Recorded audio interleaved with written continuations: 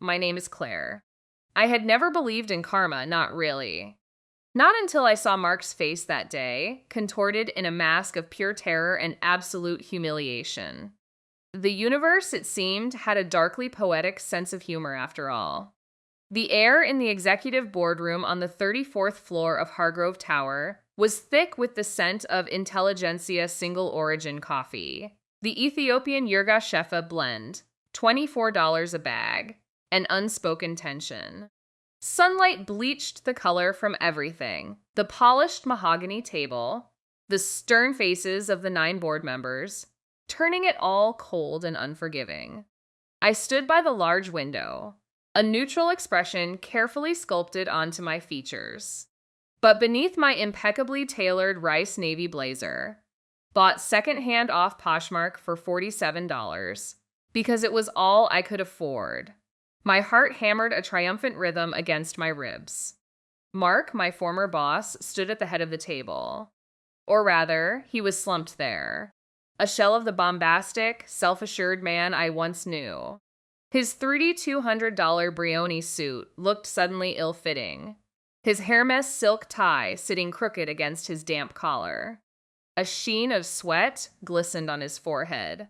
He was stammering, his voice a pathetic squeak, as he attempted to explain away the glaring discrepancies projected on the screen behind him.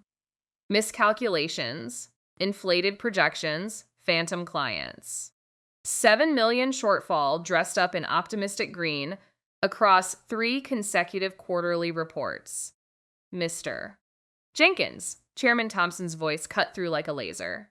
He leaned forward, fingers steepled. They are frankly fraudulent. Where is your verifiable data? Mark's face paled. His eyes darted around the room, desperate, cornered.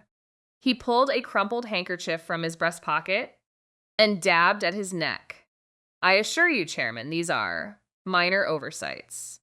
His voice was thin, reedy, utterly devoid of the arrogance that had once coded his every word. Patricia Chen, a board member with an unwavering stare and a reputation for ruthlessness, interjected. Minor oversights? We're looking at a 40% overestimation in client acquisition for Q2 alone.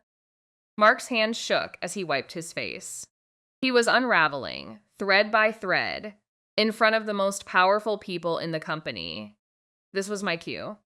I pushed off from the window frame, my 9 West block heels.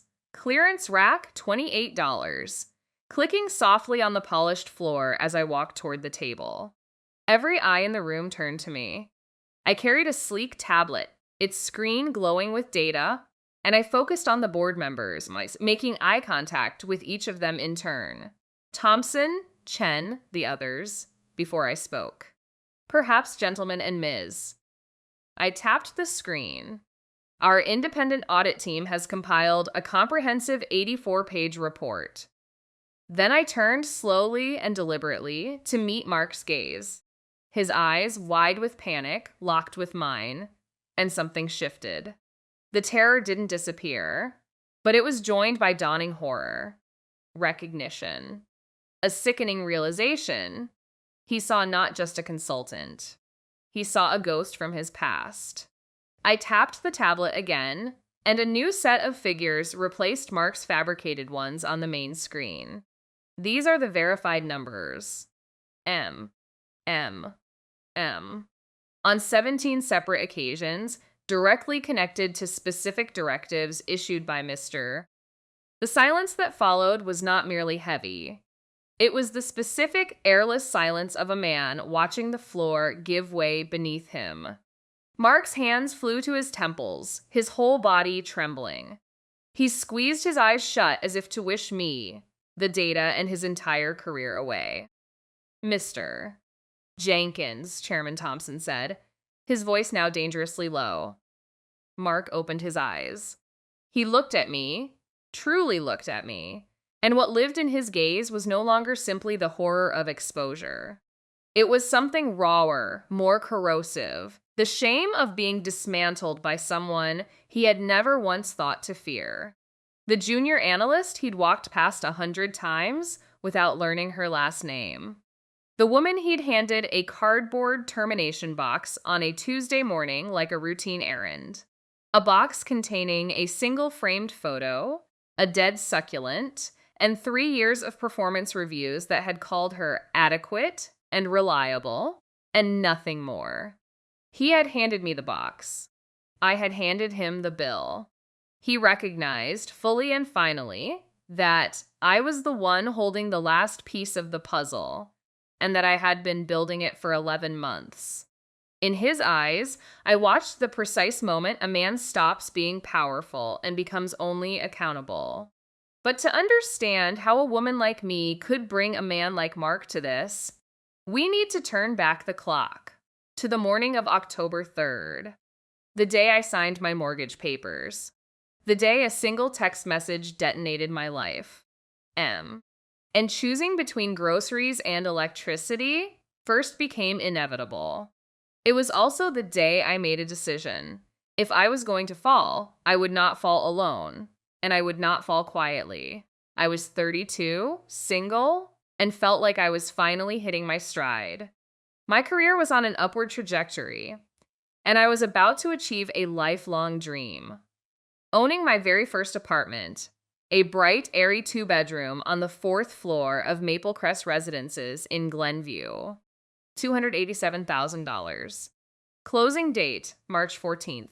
I'd already mentally placed my standing desk in the 2nd bedroom. At Vertex Solutions, I was in data analytics, a field I genuinely loved. I thrived on dissecting complex information, finding patterns, translating raw numbers into strategy. $2 million in recovered revenue, $8 million annually. I wasn't just an analyst. I was a quiet engine behind much of our growth. But then there was Mark Jenkins. He rolled in at 9:45 most mornings, Starbucks venti in hand, loud handshakes for every senior director he passed. Yet somehow his name was always first on the deck.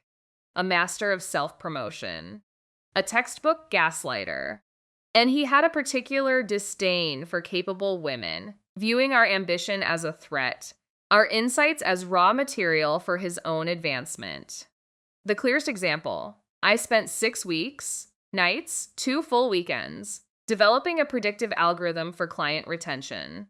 Complex, innovative, effective. I presented it to Mark on a Tuesday morning in early November. 8 days later, he walked into the 34th floor boardroom and unveiled the Jenkins predictive model to senior executives. My slides. My navy and gold template. His headshot dropped into the footer. My name nowhere on the page. When I confronted him in the hallway outside conference room B, he didn't even blink. Claire, darling, you built the clock. I'm the one who told them what time it was. Then came the promotion. Senior data strategist. $94,000 base. A $12,000 jump from where I sat. And the logical next step after 4.5 years of documented results. It went to David instead. 27 years old. 18 months at the company. The guy who'd fumbled a confidence interval at the October all hands. Mark's explanation lasted 2 minutes in a hallway he clearly wanted to escape. David just has that executive presence, Claire. You're brilliant with the numbers. But brilliance that stays in the weeds doesn't lead. It serves. I understood perfectly. Those slights built up, a slow, suffocating weight. Some nights I'd come home and drop onto my second-hand couch, still in my coat, too drained to move. Not from the work. From the endless emotional labor of navigating his ego. I wanted to scream, to expose him. But I held it in, swallowed the bitterness, and kept my eyes fixed on the one thing that made all of it bearable. My apartment? 7 years of $800 monthly transfers into a dedicated savings account. Skipped vacations. Store brand groceries. The same winter coat for 4 seasons. I had $63,000 saved. The closing date was 11 days away. March 14th, circled so many times in my planner, the ink had bled through to the page beneath. Every indignity Mark had handed me, I'd converted into fuel. Every stolen credit, every condescending hallway verdict, I'd packed it down and pointed it at that number. $63,000. My down payment. My exit velocity. The moment the keys landed in my hand, I would finally have something he could never put his name on. The keys were supposed to be mine. And then my phone buzzed. I had pushed aside all the petty injustices, the sexism, the blatant credit stealing. My gaze was fixed on a goal, a dream so much bigger, my very first apartment. I had poured every waking hour of my 28-year-old life into saving for this moment. 4 years of packed lunches, no vacations, and a second-hand IKEA desk I'd assembled alone on a Tuesday night. All of it compressed into a single moment I believed would transform my life forever. Autumn sun. I sat at a large mahogany table, my heart thrumming with a dizzying mix of elation and relief. The mortgage papers, 47 pages, thick and imposing, lay before me, awaiting my final signature. A $312,000 commitment. 30 years. The pen, a cheap Bic borrowed from the paralegal's cup, felt impossibly heavy in my hand as I carefully signed my name, Claire, across each dotted line. Just as I finished the very last signature on page 47, before the ink had even begun to dry, my phone buzzed on the mahogany table. I glanced down, expecting a congratulatory emoji from Dana. Instead, I saw Mark Jenkins' name flash across the screen. I opened the message with a sigh, bracing for another impossible deadline. Then I read it. 2 short, brutal sentences. Your services are no longer required. The air rushed out of my lungs. My hand, still holding the borrowed pen, began to tremble. 9 words. Fired at the precise moment, the ink of $312,000 was still learning the shape of my name. My dream didn't shatter. It was foreclosed. The days that followed were a blur of despair. 73 applications in 6 weeks, each cover letter a small act of faith I no longer felt. Rejection notices stacked up in my inbox, while $1,840 in mortgage payments loomed on the first of every month. A sum that had felt manageable on my old $67,000 salary, and now felt like a stone tied around my throat. Sleep offered no escape. Dana's countdown emojis had given way to worried voice memos I couldn't bring myself to open. Claire, the woman who had always kept a color-coded spreadsheet and a 5-year plan, was crumbling. Then, in a moment of masochistic curiosity, I checked Mark Jenkins' Instagram. There he was, beaming from a rented yacht off the Amalfi Coast, a glass of Moet in one hand, and a fresh VP title in his bio. Another post, him beside a gleaming 2024 Porsche 911, captioned, "Celebrating my well-deserved promotion." The yacht. The Porsche. $4 million contract he had never earned. My entire world had collapsed, and that man was hashtagging sunsets from Positano. It was in those long, silent nights, staring at the water-stained wallpaper of my $950 a month rental studio, the fallback I'd never been so grateful to keep, that something shifted. The grief didn't lift. But underneath it, quieter and colder, something else moved. I stopped drowning and started retracing. Every meeting, every email, every seemingly insignificant detail I had trained myself not to notice. And then a number surfaced, quiet and cold, like a body rising through still water. A $340,000 discrepancy.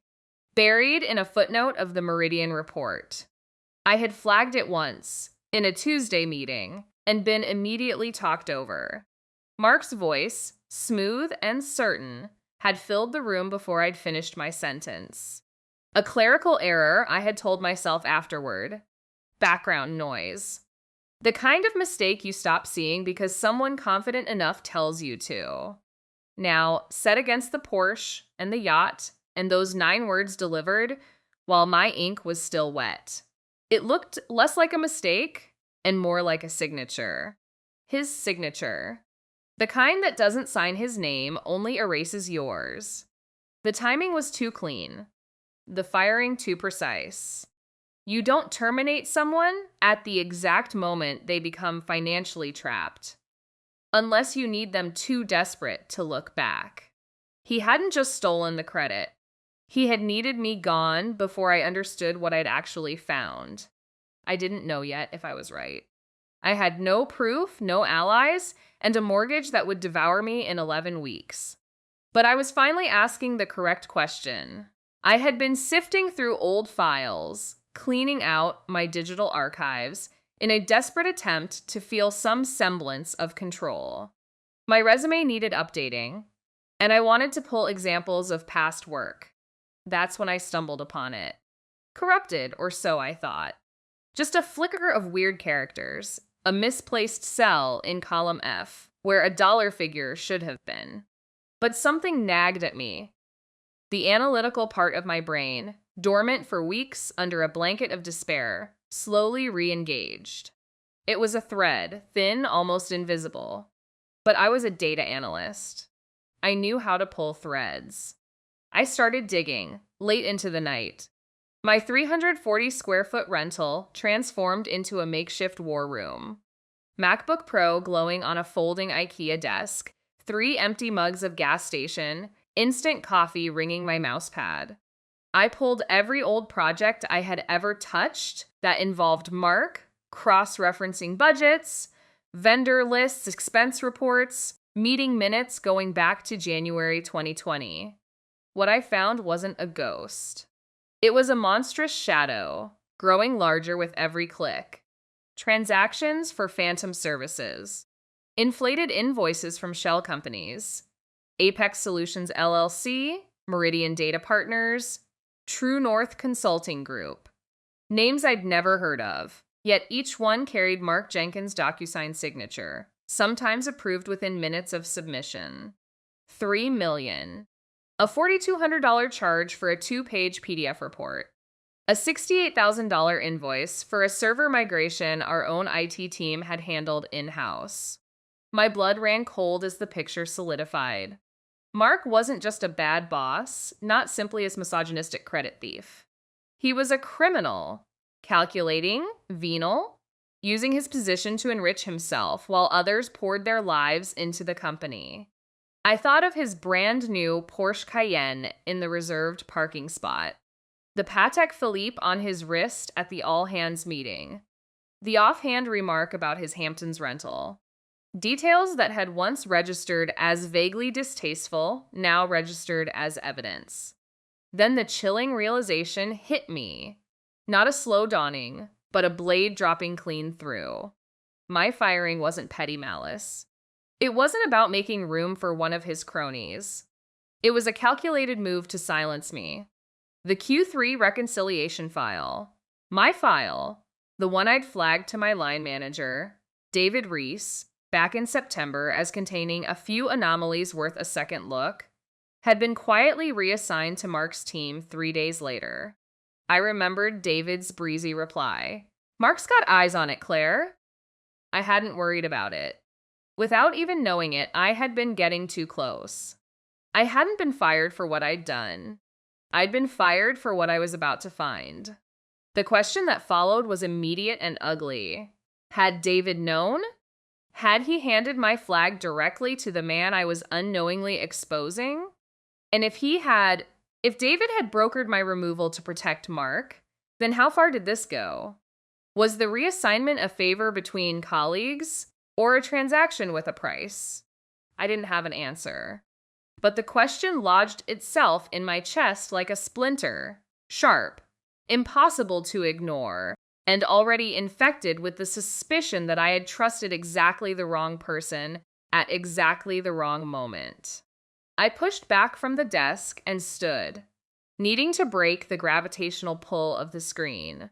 The room felt smaller than its 340 square feet. The coffee mugs, the scattered printouts, the cursor blinking in the silence. All of it suddenly felt like the inside of a trap I had walked into without knowing there were walls. The raw wound of my firing, the $2,200 a month rent I could now barely cover, suddenly intensified into something harder. Searing. Righteous. The despair that had consumed me for weeks didn't evaporate so much as transmute, compressed into a cold, structural resolve, the kind that doesn't shake because it has no room left for feeling. I had spent weeks believing I was collateral damage. I was beginning to understand I had been a specific target. That changed everything about what came next. I couldn't do this alone. I needed allies, people inside the company who might have noticed the same anomalies, or outside it who knew how these cases moved. But before I could trust anyone, I needed to build the complete picture myself, because the moment I brought someone in, I lost control of what happened to it. I opened a new document and began to type 2 columns. Names I trust. Names I can't afford to. David Reese sat at the top of both. I thought of Maria first. Maria Santos. Brilliant project manager, 14 months gone from Nexum Corp. Had walked out on a Thursday afternoon in March with her resignation letter on company letterhead and her Patagonia tote stuffed with personal effects, fuming about Mark's constant undermining. I remembered the way he would dismiss her ideas during Tuesday stand-ups, then present them as his own in Thursday upper management meetings, word for word, without so much as a footnote.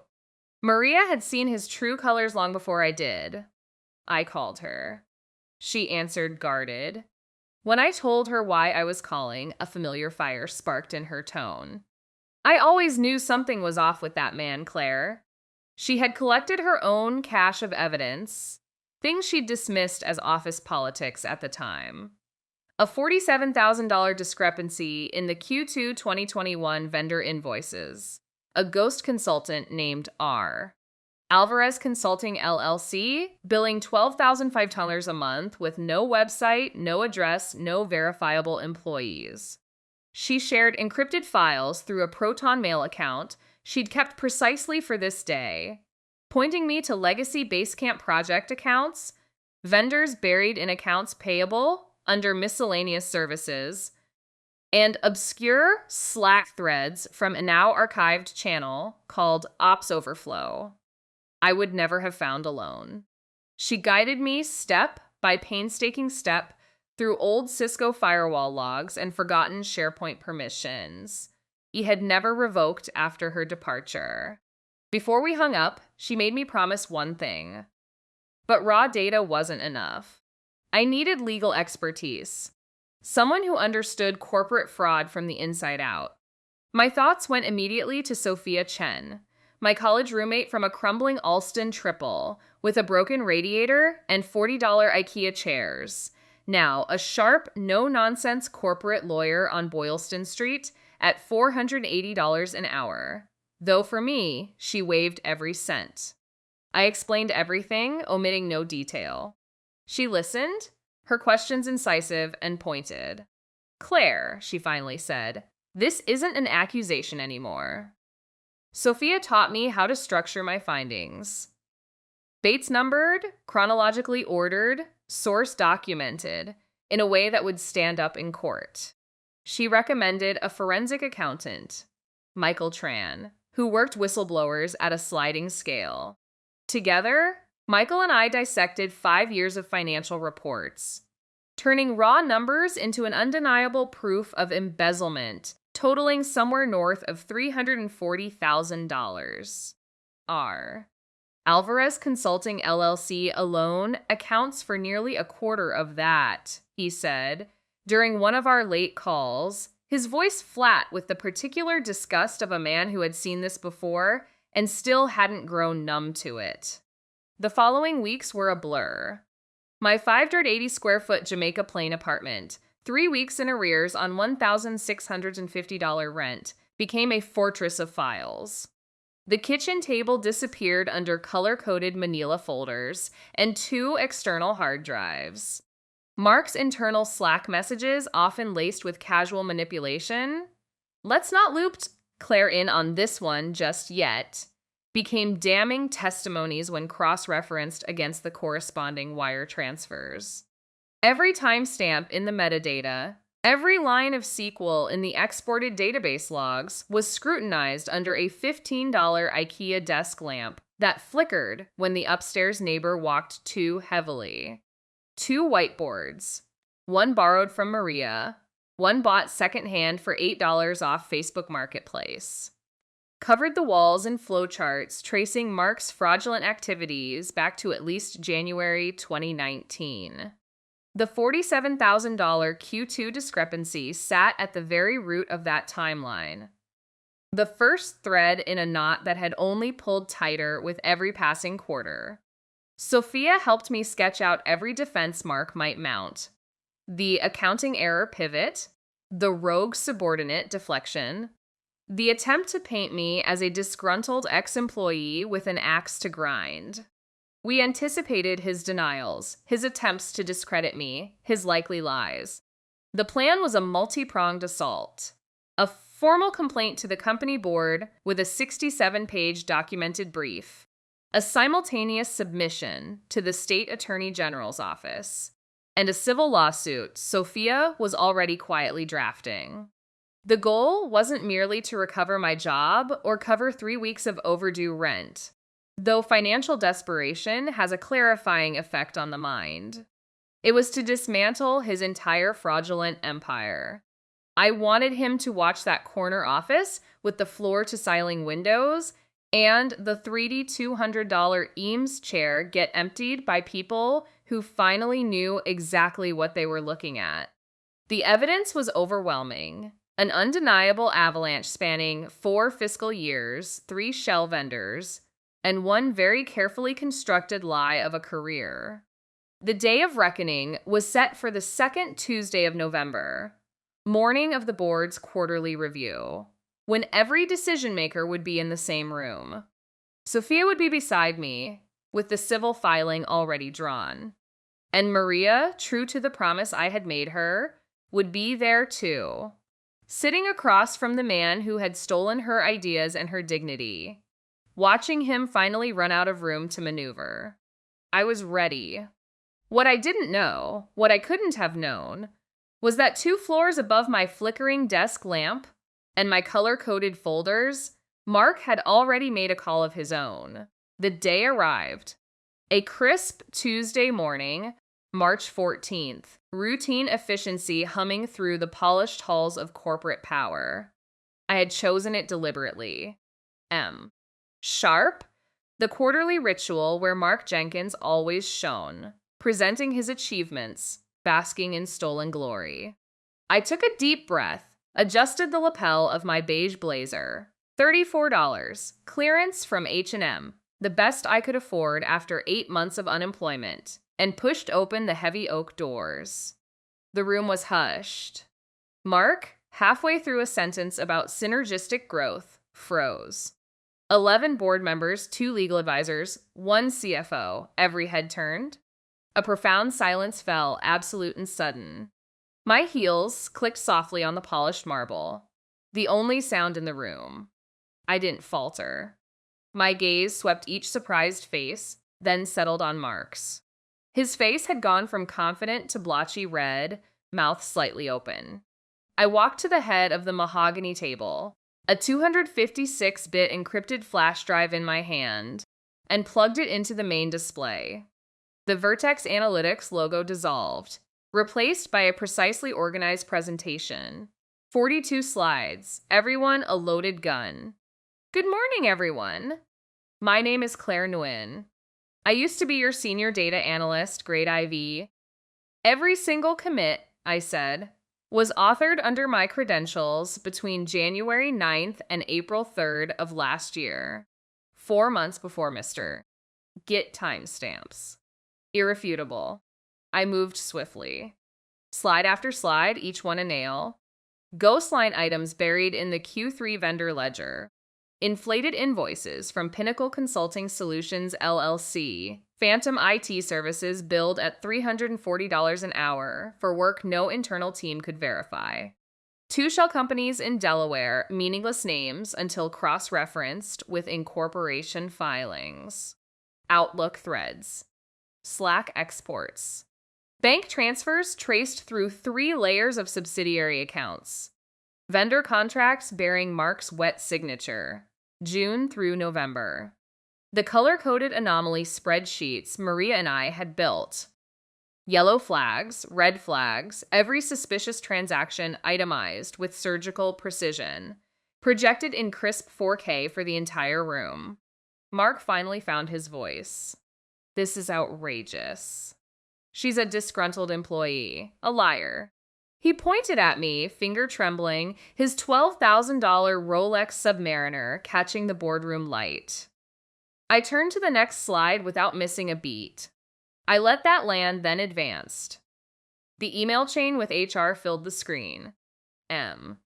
On a Thursday, 72 hours after I had flagged a single $218,000 Pinnacle invoice as anomalous in our internal ticketing system. I tapped the screen once. The next slide opened itself like a verdict. A transaction. Routed through 2 subsidiaries. Landing in an account co-owned by a Mr. Derek Holloway, Mark's brother-in-law, per Delaware Public Business Registry filings, February 2022. That's a lie. I have nothing to do with. Next slide. A signed partnership agreement retrieved from the Delaware Division of Corporations Public Database. Mark Jenkins, 40% silent partner, Pinnacle Consulting Solutions, LLC. $3 million over 18 months for services that left no paper trail beyond the invoices themselves. The room went utterly silent.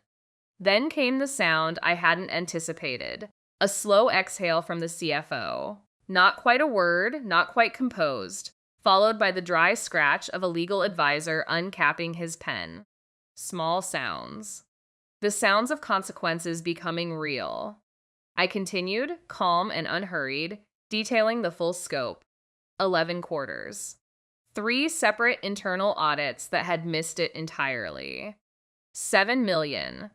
Threaded inside legitimate vendor lines with the patience of someone who believed he would never be caught. Mark's earlier arrogance had evaporated. His face was ashen now, eyes darting around the room, searching for an escape, an ally, anyone. He found only disbelief, disgust, and the cold glint of betrayal. He slumped in his chair, the $4,800 Brioni jacket hanging off him like a costume from someone else's life. CEO Eleanor Vance finally spoke, her voice low and tight, every word placed like a stone. Mr.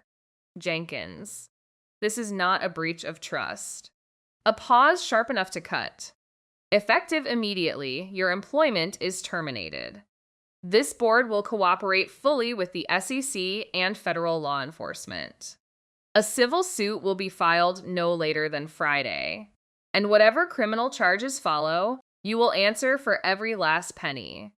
Every single. 2 security guards stepped in from the corridor. Mark didn't resist. He was a shell of the man who had once signed my termination papers, without looking up from his phone. They guided him out through the same oak doors I had walked in through 40 minutes earlier. I watched him go. He had taken my algorithm, my job, my salary, and 8 months of my life, and walked out of this room with nothing but the weight of what he'd done. No exit package. No controlled narrative. No one left in his corner. The flash drive was still in the display port. I walked back and pulled it free, the small click of it impossibly quiet in the stillness of the room. I slipped it into my jacket pocket. The $34 blazer, the clearance rack, the best I could afford, and closed my hand around it. Just the truth finally where everyone could see it. And I, Claire Nguyen, had put it there. As Mark Jenkins was led away in handcuffs by 2 federal agents on that gray Tuesday morning in March, a profound quiet settled over the room. And within me, not the explosive joy I might have once imagined, something deeper. A calm, clean sense of justice arriving exactly on schedule. The weight of his deceit, carried for nearly 3 years, lifted from my shoulders completely. I was Claire again, unburdened. News travels fast in the corporate world, and Mark's story was a particularly juicy one. He lost everything, of course. The Porsche Cayenne. The Tribeca penthouse at $18,000 a month. The custom Brioni suits expense to the company. All of it exposed in brutal detail by the federal investigation and the Wall Street Journal's piece that ran on page 1 the following Friday. I didn't feel triumph at his ruin. Only a quiet understanding that this was the natural conclusion to his choices. He had mistaken impunity for immunity, and the difference cost him everything. Meanwhile, I still owned exactly one good blazer and a secondhand IKEA desk, and I was prouder of both than he had ever been of any of it. I thought about Diana. She had gone quiet after the agents first showed up, and I understood why. She had survived Mark's orbit for years by staying invisible. But she had slipped me that first document, the one I almost didn't take seriously, and without it, the 14 months of evidence I painstakingly built afterward would never have had a foundation. I sent her a short message the morning the journal piece ran. She replied with a single line, "I knew you'd see it through. Some debts don't ask to be repaid. They ask to be remembered." The exposure of Mark's fraud, and my role in uncovering it, opened doors rather than closing them. Within 6 weeks, I had a new position, $22,000 more in salary, actual equity options, and a team that respected my intellect rather than harvesting it. I was genuinely excited to go to work again. The 14 months of time-stamped emails, the 3 annotated spreadsheets, the flash drive I'd kept taped behind the false bottom of my desk drawer. All of it had mattered. Every late night, every second-guess decision, every moment I almost let it go. It had mattered. There was a moment early in my second week. 6 words. They landed like a full sentence I had been waiting 3 years to hear. I didn't answer right away.